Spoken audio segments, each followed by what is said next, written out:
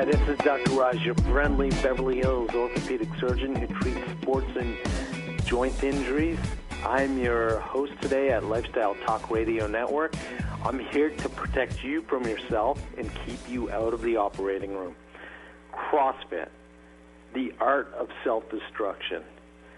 CrossFit can destroy your joints, injure you to the point where it could lead you to a lifetime of pain and suffering. CNN.com, I just saw earlier, probably a month ago, calling CrossFit the world's most dangerous workout. Let's repeat that slowly. The world's most dangerous workout. The military uses CrossFit. I mean, I have to give you, it is to train people to the highest level of functioning. The difference with the military and a private CrossFit gym is with the military, you are screened. You work up to that level, and then you drop out if you can't do it. The general population or public can walk into a CrossFit class, sign up, pay a few dollars. No one screens them. They just walk in. They sign a waiver, and that's it. You are taking a risk. That's why you sign that waiver. We got Roxanne on hold. Hello, Roxanne. How are you today? Hi, how you doing? I'm doing good. Where are you calling? I was just listening. I'm calling from New York, actually. Great, great. So how can I help you today, Roxanne? Well, I was listening to the conversation, and in that vein, I have a cousin who is an older woman who was doing exercise, and she, fell and broke her hip. Wow. So now she's in the nursing home. And we were having a conversation about exercising as a woman, as an older woman, a woman over, let's say, 65 or so. And why is it that we suffer these hip and joint issues a lot? That, Roxanne, is a great, great question. And we all have stories where you all know where people have sustained hip or joint issues. Your friend, how old is she? She is 75. And what exercise was she doing? It was something that wasn't, it was in therapy, so to speak. She was in therapy, and she was doing something that was pretty low impact, but did sustain a bad hip injury, and actually had to get operated, and now she's in a nursing home. Here's the problem. I'm a big, big proponent of exercise. Exercise improves your life. You feel better. You've got positive endorphins going. It's been proven to hormonally change you. You lose weight, and you live longer. But it's a catch-22 because you have to know how to exercise. And that's my concept when it comes to weekend warriors. You don't have to be a 20-year-old to be a weekend warrior. You can be 74 and be a weekend warrior. In this case, if you're over 65 and exercising, the first thing you should always do is consult with a doctor or a trainer, someone who, or a physical therapist, and say, I want to start undertaking this exercise.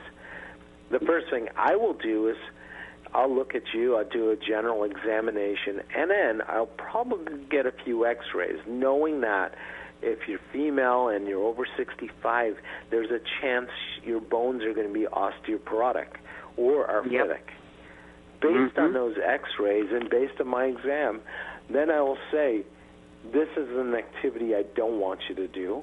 Let's focus on a rehab type of activity, and then you can exercise in this capacity.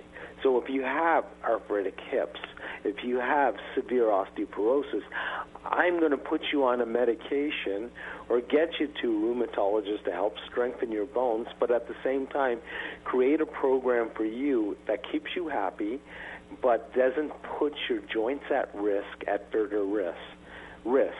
So it's all about exercising smartly, because that one injury led to your friend being in a nursing home. Yeah. And all it takes is that one injury. So I love your question, because you're absolutely correct. But at any age or any phase, especially if you're taking on a new activity, there's no harm in going to see your doctor. There's no harm in going to see a therapist and saying, what should I do to start this activity? That's called exercising smartly. Okay? Yep, thank you so much. No, great question. Okay. So Roxanne's question was right on. I mean, when she was talking about it's all about my concept. It's not my concept, but the concept of being a weekend warrior. You have to exercise smartly. You have to acknowledge what your limitations are. The answer, and some people, the answer is not exercising. Those people are putting themselves at as much risk as they are for the people who are exercising badly, because you become sedentary, blood pressure goes up, cholesterol goes up, weight goes up, you overload those joints that are not protected by muscle. So CrossFit is just an extreme example, but obviously if someone has osteoporosis, would you have them run on a treadmill? Would you have them do jump squats? No way. Who's going to screen someone who is 74 or 70 or 65 and say, I can ask you, actually I'm asking the audience, did you ever have any disclaimer for those that you saw on a form saying that you're too old to do this class? No, because it's not there. The only waiver they get you to sign is a waiver saying if you're ever injured, you're responsible, and we're not. That's the only waiver you get. You never get a description of what can happen or the absolute risk, because they want your business. So at the end of the day, you don't have someone in the front desk saying, do you have osteoporosis? Do you have an arthritic joint? Maybe you shouldn't be doing sprinting. Maybe you shouldn't be doing jump squats. Maybe you shouldn't be doing lunges. No one does that. You just jump in, you think you're invincible because you're with 25 people and ready to start the class. The music's going, and your momentum is on fire because you are going to look perfect. You're going to feel perfect. You're going to turn back the years and feel 20.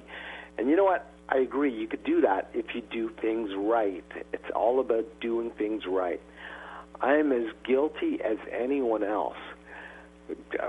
This morning, 5 in the morning, I go to my a boot camp. It's called Barry's Boot Camp in Los Angeles. It's intense. It's similar to a CrossFit class. Well, I get there at 1 minute to 5 in the morning. You think I'm stretching? No, because I got up at 20 to 5 and I was rushing to get there. So, simple point is, I jumped on the treadmill and started sprinting.